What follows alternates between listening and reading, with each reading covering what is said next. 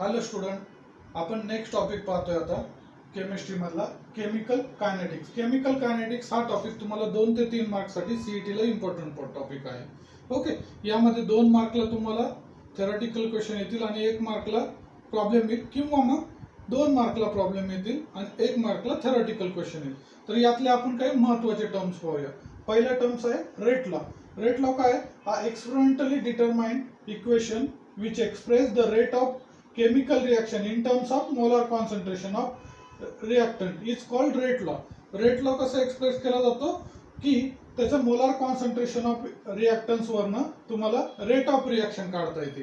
तर याचं एक्झाम्पल घ्यायचं जर का म्हणलं तर for reaction X A plus Y B is equal to product, म्हणजे एक्स ए आणि वाय बी हे दोन्ही एकत्र जर केले तर एक प्रोडक्ट तयार होईल.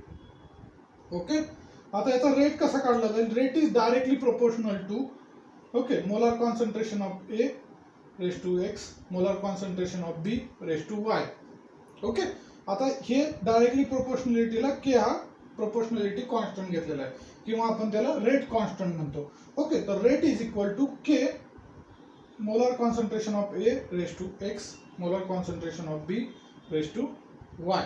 ओके, जर का मोलार कॉन्सन्ट्रेशन ऑफ ए आणि बी हा जर का युनिट असेल 1, म्हणजे molar concentration of A is equal to molar concentration of B is equal to 1, तर rate is equal to K. आता इथे आपण 1 1 टाकलं तर काही जरी असेल त्याचा रेस टू तरी सुद्धा तो त्याचा आन्सर 1 येणार आहे, म्हणजे रेट इज इक्वल टू के.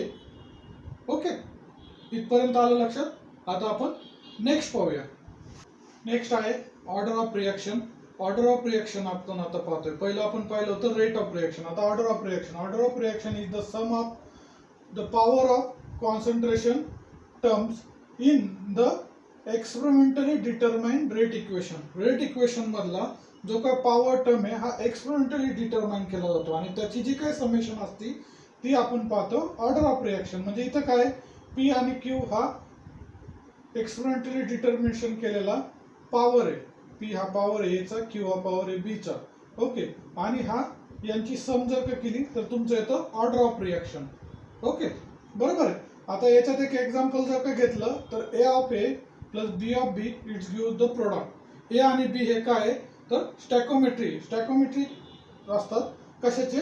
एचे, आणि बी हा स्टॅकोमेट्री आहे बीचा.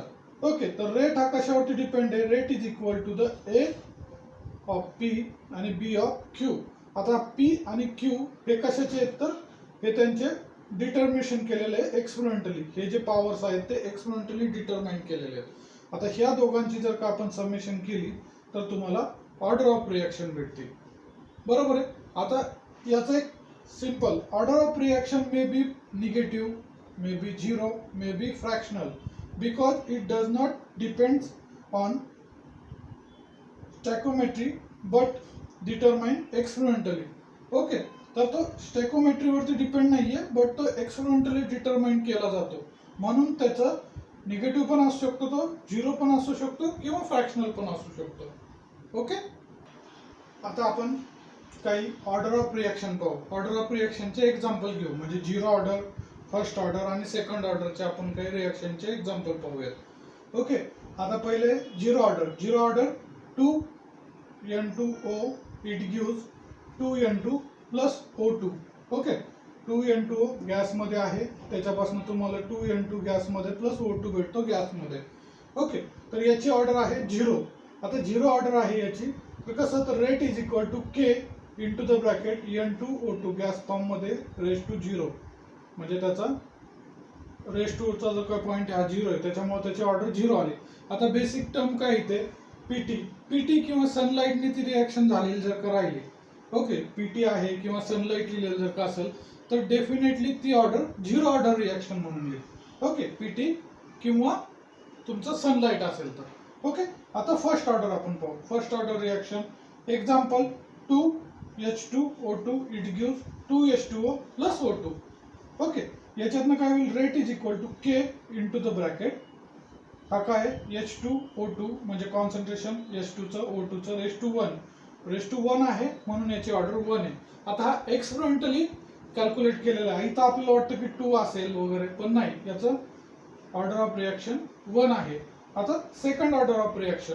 Okay, second order of reaction 2, इथे काय होतो H2 plus I2 it gives 2HI.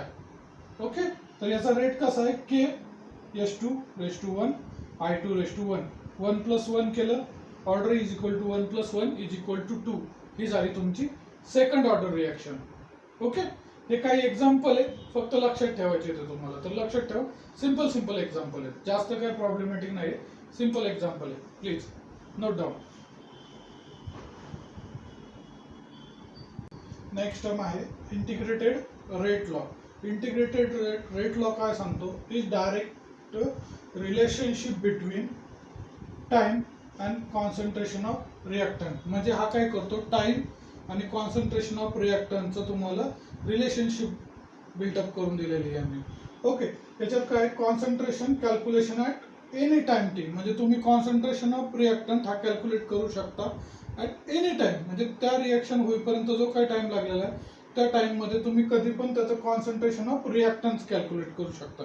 Okay, तर याचे फॉर्म्युला आहे. फर्स्ट ऑर्डरसाठी तुम्ही जर का पाहिलं तर K is equal to 2.303 divided by T log of 10 active mass of A at 0 divided by active mass of A at T.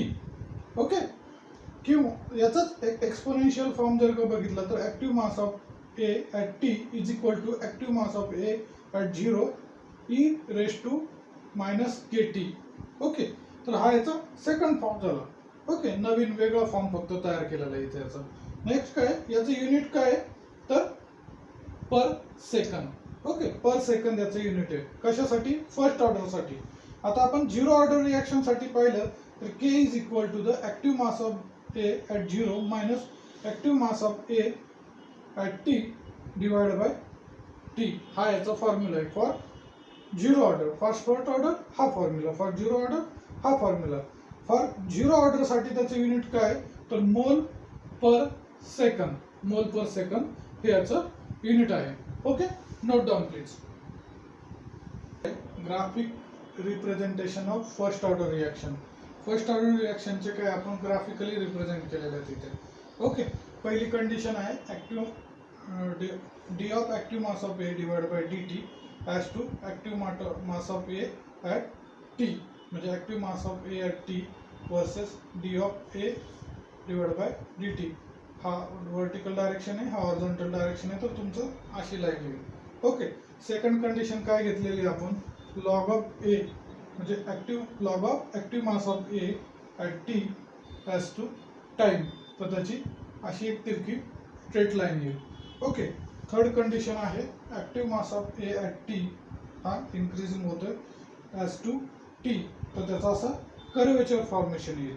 Okay, आणि नेक्स्ट पॉइंट आहे log of 10 active mass of A at 0 as to active mass of A. याच्या बरोबर आपण टीचं घेतलेलं आहे, तर तुम्हाला स्ट्रेट सरळ लाईन येईल. ओके, तर अशा पद्धतीने तुमचं हे डिफरंट फॉर्म आहेत आपले graphical representation of first order reaction. First order रिएक्शनचे हे 4 प्रकारे ग्राफिकल रिप्रेझेंटेशन होऊ शकतं. Okay, next half life of first order reaction. म्हणजे हाफ लाईफ काढायचं जर का असेल फर्स्ट ऑर्डरसाठी तर फॉर्म्युला आहे T half is equal to 0.693 divide by K. तसंच half life of zero order reaction काढायचं जर का म्हणलं तर T half is equal to A divide by 2k किंवा or T half is equal to active mass of A at 0 divide by 2k. Okay, या दोन्हीपैकी कुठला पण फॉर्म्युला तुम्ही half life of zero order साठी करू शकता किंवा half life of first order साठी तुम्हाला हा फॉर्म्युला वापरावा लागेल. हे दोन्ही फॉर्म्युले इम्पॉर्टंट आहे न्यूमरिकलच्या हिशोबाने. म्हणजे जर का प्रॉब्लेम जर का आले सीईटीला तर या दोन्ही फॉर्म्युले इम्पॉर्टंट आहेत. आता याच्यात जर का आपण graphical representation of half life first order reaction जर का पाहिलं तर त्याच्या active mass of A at 0 versus active हे टाइम टी आहे. Okay, active mass of A at 0 versus T, तर त्याचा जो काही ग्राफ आहे ही ग्राफिकल रिप्रेझेंट स्ट्रेट लाईन न येता तुम्हाला कर्वेचर मध्ये येतो. ओके, नेक्स्ट पॉइंट आहे pseudo first order reaction. Okay, pseudo first order reaction म्हणजे काय, रिएक्शन ऑफ हायर ऑर्डर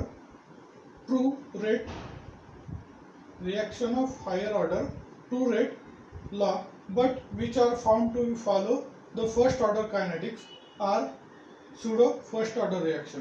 म्हणजे काय, अशा रिॲक्शन आहेत की ज्या दिसताना तुम्हाला हायर ऑर्डर दिसतील, ओके, बट ते ज्यावेळेस कायनेटिक फॉलो करतात तर ते फर्स्ट ऑर्डर कायनेटिक्स फॉलो करतील, तर त्याला आपण म्हणतो सुडो फर्स्ट ऑर्डर रिॲक्शन. आता इथे एक एक्झाम्पल घेतलेलं आहे, CH3 COO CH3 plus H2O, it give CH3 COO H plus CH3 OH.